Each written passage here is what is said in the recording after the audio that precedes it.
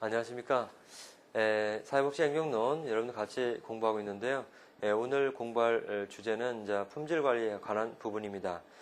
품질 관리는 일반 기업에서 요구하는 어떤 품질 관리 이 부분과 같은 맥락에서 공부할 수 있는데요. 품질 관리는 이제 어찌 보면 이게 경영학에서 나오는 그런 어떤 중요한 테마라고 볼 수 있는데요.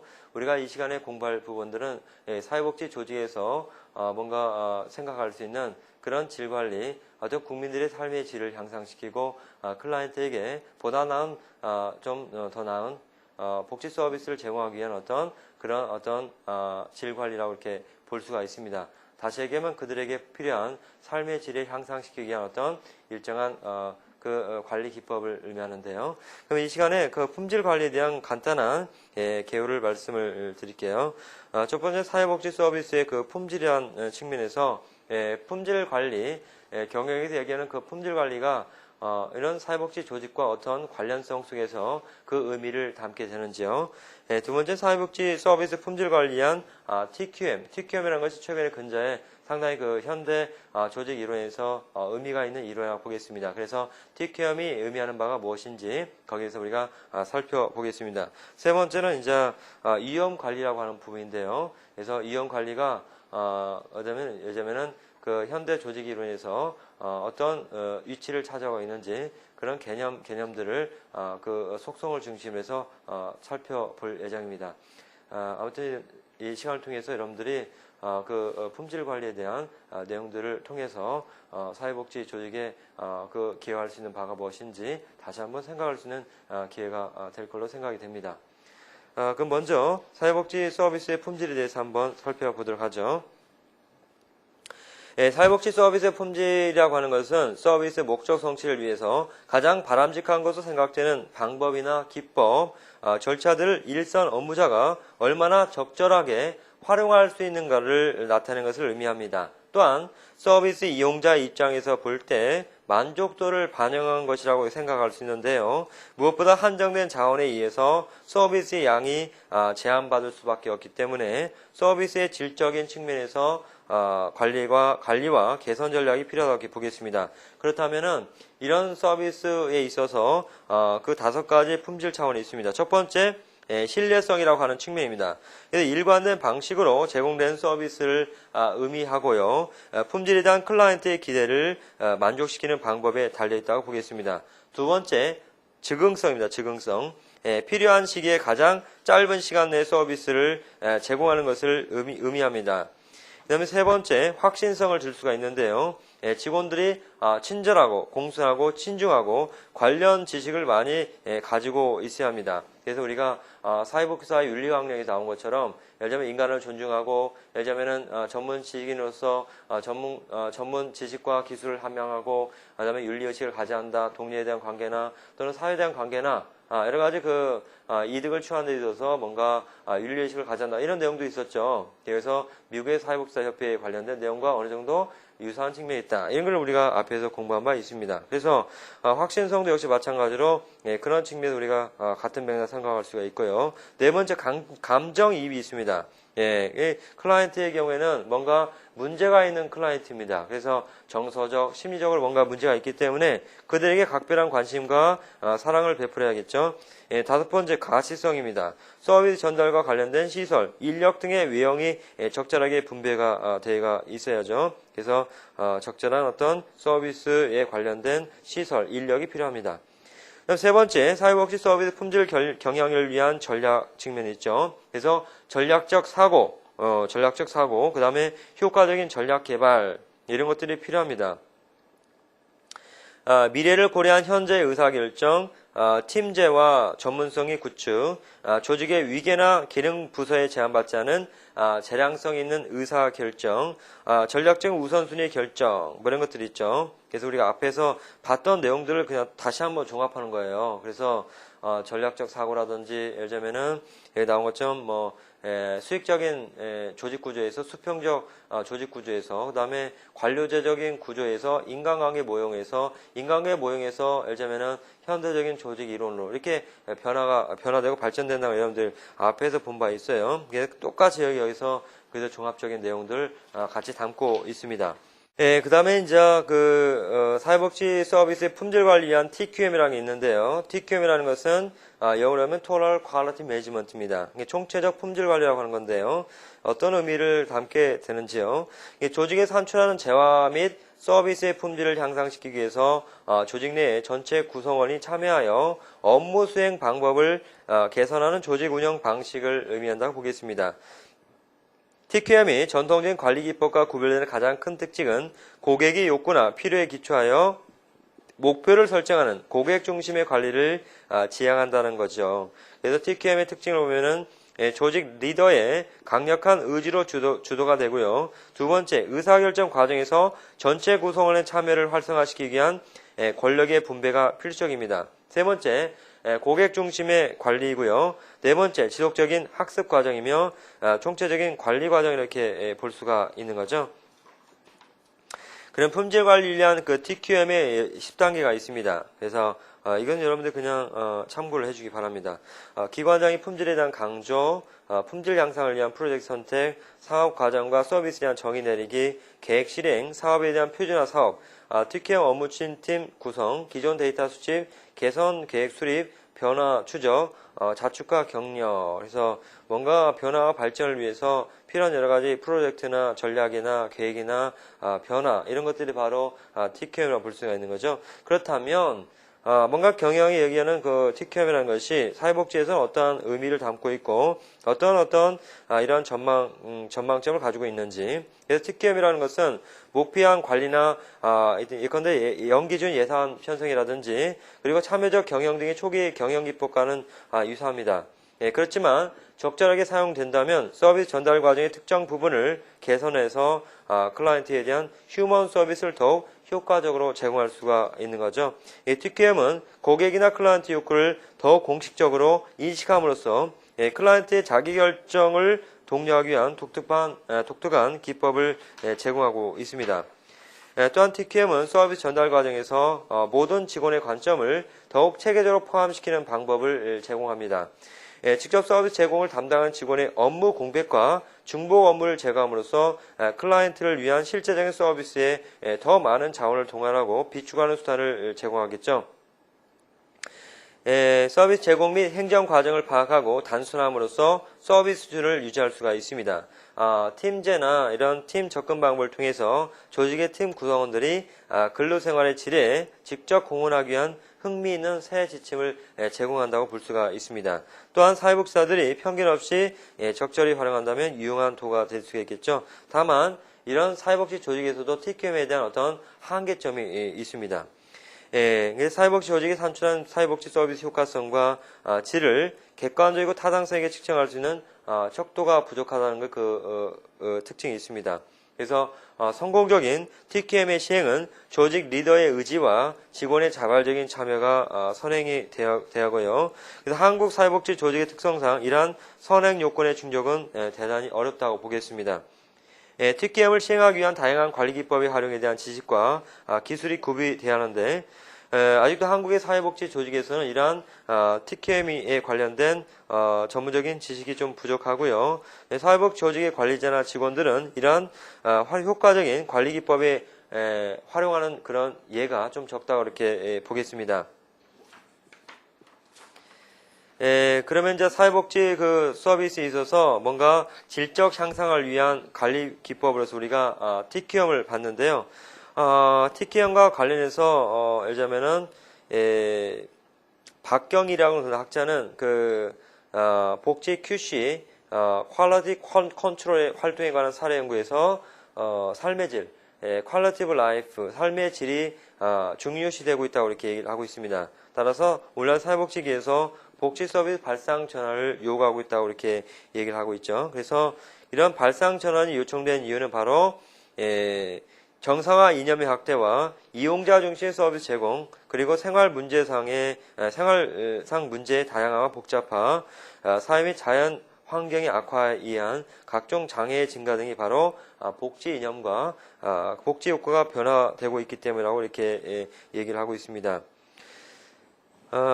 그러면 이제 사회복지 서비스라고 하는 것은 그 사회복지 서비스를 서비스의 이용자 사회복지 이용자에게 제공되는 그런 복지 서비스가 바로 때로는 이제 유형 또는 무형 서비스의 다양성과 복잡성을 띠고 있기 때문에 서비스를 표준화하기 어려운 이런 측면도 있고 있는 거죠. 아무튼 여러분들이 이런 내용들을 가지고서 예를 들자면 경영학에서 얘기하는 어떤 그런 관리기법과 이런 사회복지에서 얘기하는 이런 관리기법과 어떤 측면에서 관련이 되고 독특한 어떤 특성이 있는 이런 그 원료 자체가 국민이자 또 클라이언트이기 때문에 인간이기 때문에 인간을 대상으로 뭔가 그들을 변화시키기 위한 어떤 일련의 노력 이게 행정이라면 그런 행정에 관련된 인적장, 물적장을 동원해서 그들에게 필요한 것이 무엇인지 또한 뭔가 사회복 조직에서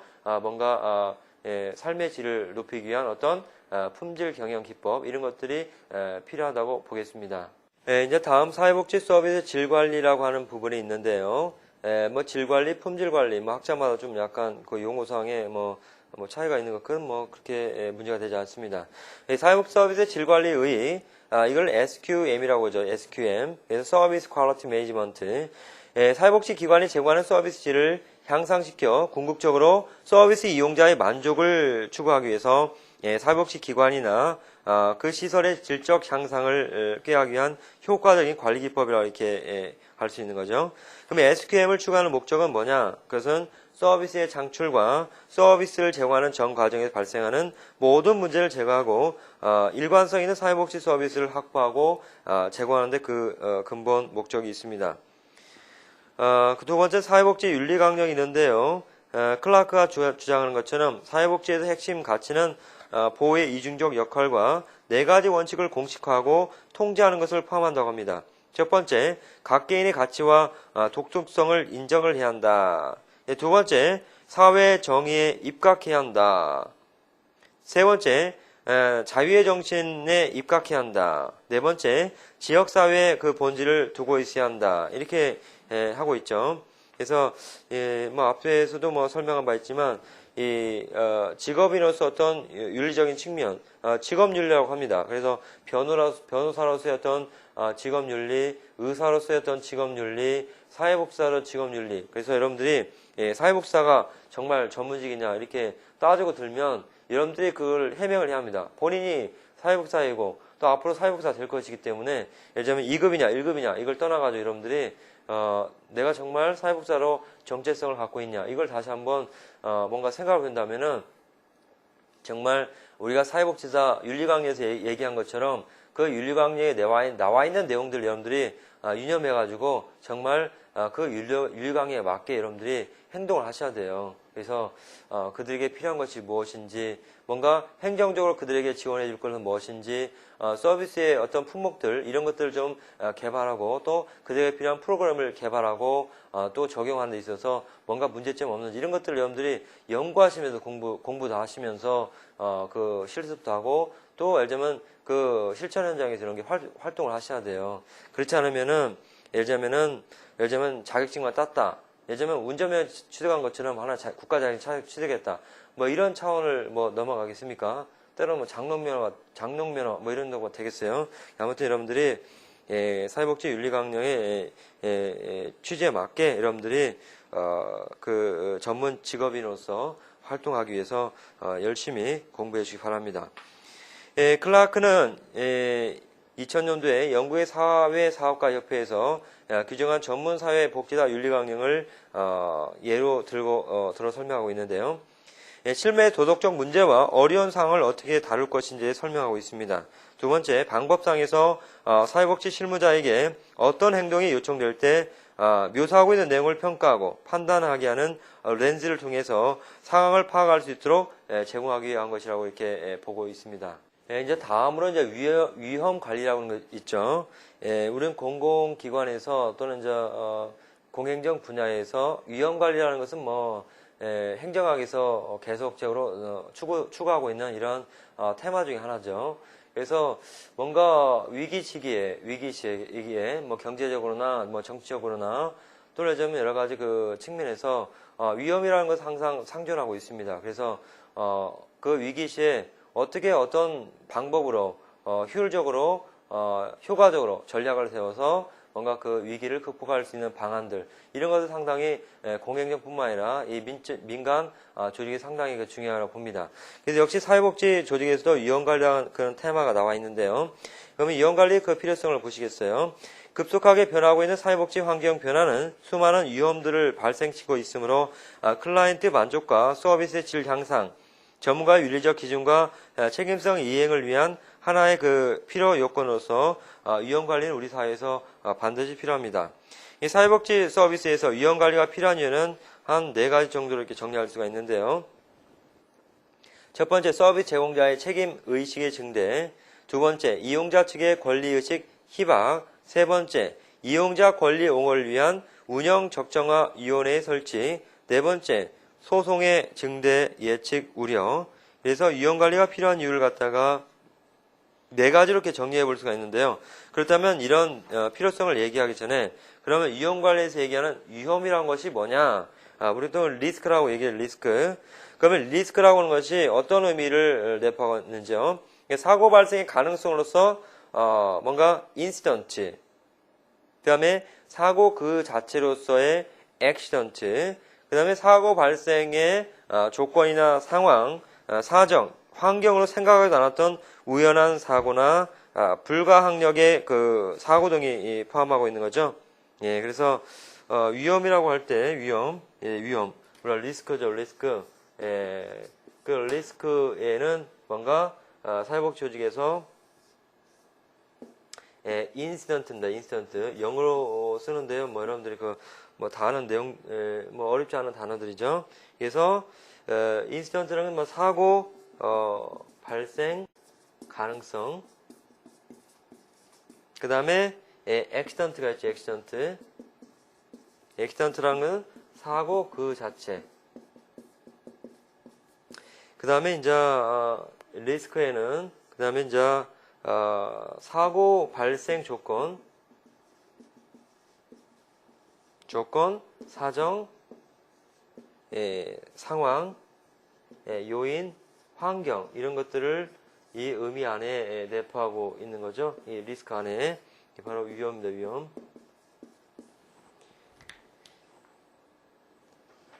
그 다음에 이제 두 번째로 보시면요. 위험 요인과 유형을 보시면은 위험 요인, 미국의 경우에는 1995년에 크로츠마이라는 학자가 사회복지를 실천함에 있어서 경험적으로 사회복지사에는 6가지 그 위험 요소가 존재하는 걸 알려져 있다고 하였습니다. 첫 번째는 잘못된 진단과 처우의 위험입니다. 두 번째는 자격을 갖추지 못한 사회복지사에 의해서 서비스를 제공하고 비용을 청구하는 같은 부정행위의 그 위험이죠. 세 번째, 사회복지사의 기능적 손상에 의해서 이루어지는 비전문적 실천행위 위험이 있습니다. 네 번째, 성적 부정행위의 위험이 있고요. 다섯 번째, 보호무예 태만이나 소홀에 대한 위험이 있습니다. 여섯 번째, 비밀 보장에 대한 위험이다. 여러분들 생각해 보시면은 이것들이 그냥 여러분들이 사회복지사 자격증을 취득하고서 얼마든 여러분들 위험에 노출되어 있는 부분들이에요. 그래서 예전에 클라이언트가 장애인이어서 예전에는 뭐 성적 욕구가 필요해서 예를 들자면 그들에게 필요한 뭐 서비스를 제공한다고 해서 뭔가 성추행을 한다든지 예를 들자면은 예를 들자면 관련된 뭐 그 클라이언트가 뭔가 가슴속에 담고 있는 어떤 비밀을 갖다가 사회복지사 상담원으로서 그 비밀이 다 노출되잖아요. 뭐 그런 경우에 제3자에게 그 비밀을 다 노출하는 경우, 이게 바로 위험이 항상 도사리고 있다는 겁니다. 그 위험을 관리하는 거죠. 이 타라소프 판례의 경우에는 그 판례는 이제 대법원 내리는 판결을 의미해요. 여기서 얘기는 뭐 법적인 측면을 꼭 여기서 소개할까 했는데 여러분들 그 관련에 대해서 한번 소개를 하겠습니다. 이 클라이언트의 폭력 행동에 인해서 잠재적 희생자에 대한 보호를 위해서 치료자는 합리적 케어를 실천하는 의무가 있다, 이렇게 판결을 했습니다. 그래서 클라이언트가 사회복지사나 상담자에게 자기 자신 혹은 다른 사람을 해칠 의도를 폭로한다면 사회복지사와 조직은 이를 알릴 의무가 있는데 이를 등한시할 경우 법적 책임이 있다라고 이렇게 얘기를 하고 있어요. 사회복지 조직에서 위험 유형을 클로츠만은 6가지 그 위험 요인은 바로 업무상 리스크와 사회적 리스크와 관련된 것으로 이렇게 볼 수 있다고 합니다. 그래서 위험 업무 위험, 경영 위험, 사회적 위험, 재위험 이렇게 여러 가지 그 위험에 도사리고 있죠.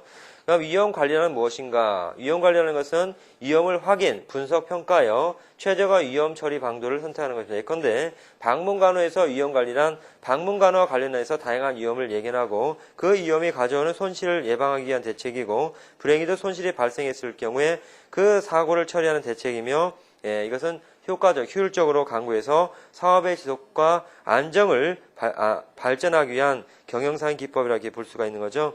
그럼 위험관리의 목적과 의의가 있습니다. 그래서 한국과 미국과 일본의 위험관리를 비교해 볼 때 위험관리는 다음과 같이 8가지 의의를 가지고 있습니다. 생명을 지키고 서비스를 향상시키고 신뢰를 쌓고 복지권을 보장하고 이용자의 선택과 결정을 중시하고 전문성의 확보와 전문가 윤리적 기준의 실행을 위해서 필요하고 이용자 만족을 위해서 추구하고 조직을 유지해서 발전시켜 나가는 여러 가지 그 위험관리의 그 의의를 담고 있습니다. 그래서 사회복 조직에서 위험관리 과정과 대책을 보시면 첫 번째 그 박스를 보시면 인식과 확인 단계, 그 다음 분석과 평가 단계, 대응 처리 방법 선택과 수행 방법, 그 다음에 재평가 재발 방지 과정이 있습니다. 이거 한번 참고를 해주시고요. 그 다음에 위험 관리 대책에서도 보시면은 그 위험 대응에 대해서 그 위험을 감수, 회피, 감소, 공유 4가지 방식으로 이루어진다고 합니다. 구체적인 대응 활동은 조직적인 대응과 재무적 대응을 통해서 실행할 수가 있게 되는 거죠. 그렇다면 우리가 간단히 출제 예상 문제를 통해서 여러분들이 앞으로의 그 시험 문제 대비하면 좋겠습니다.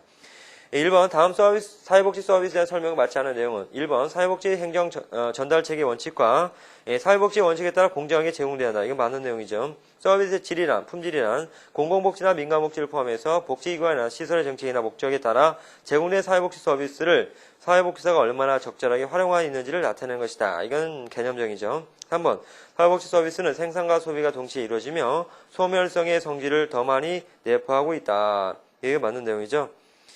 사회복지 서비스의 질은 사회복지 기관에서 제공된 서비스 내용을 포함하는 것뿐만 아니라 서비스 이용자 욕구를 얼마나 충족시켜 주었는지를 질적으로 평가하여 기준에 따라 분석하는 것을 의미한다. 이것도 맞는 내용이죠. 2번을 갖다가 더 확장해서 4번을 설명했죠. 5번 복지적인 클라이언트의 만족은 사회복지 서비스 질적 측면 개선에서 부차적 요소다. 부차적 측면이가 아니에요. 이것은 궁극적인 목적이죠. 클라이언트의 만족이죠.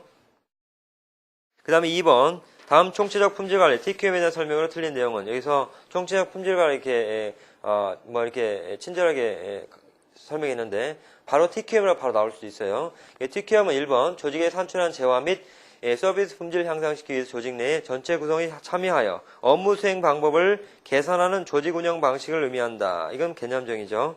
성공적인 TQM의 시행은 조직의 리더의 의지와 직원의 자발적인 참여가 선행돼야 하는데 한국 사회복지 조직의 특성상 이러한 선행 요건의 충족은 용이하다. 쉽지가 않습니다. 우리 한국 사회복지 조직의 그 여건상 사회복지 조직의 문화상 이런 요건들은 좀 바로 그 접목하기가 좀 어려운 면이 있죠. 3번 서비스 제공 및 행정 과정을 파악하고 단순함으로써 서비스 수준을 유지할 수 있다. 맞는 내용이죠. 사회복지 서비스 질적 향상과 고객 만족을 위한 경영 기법이다. 그러죠. 뭔가 질적 향상과 고객 만족 2가지 요건이 갖춰져야 합니다. TQM은 고객의 요구나 필요에 기초하여 목표를 설정하는 고객 중심 관리를 지향하는 점이다. 맞는 내용이죠. 답은 2번이 되겠습니다. 그 다음에 3번 사회복지 조직에서 품질 경영 기법을 도입했을 때 예상되는 효과가 아닌 것은 그래서 감정이입, 신뢰성, 확신성, 즉흥성, 불가시성 뭐가 틀립니까? 불가시성이 아니라 가시성이죠. 나머지는 다 맞는 내용입니다.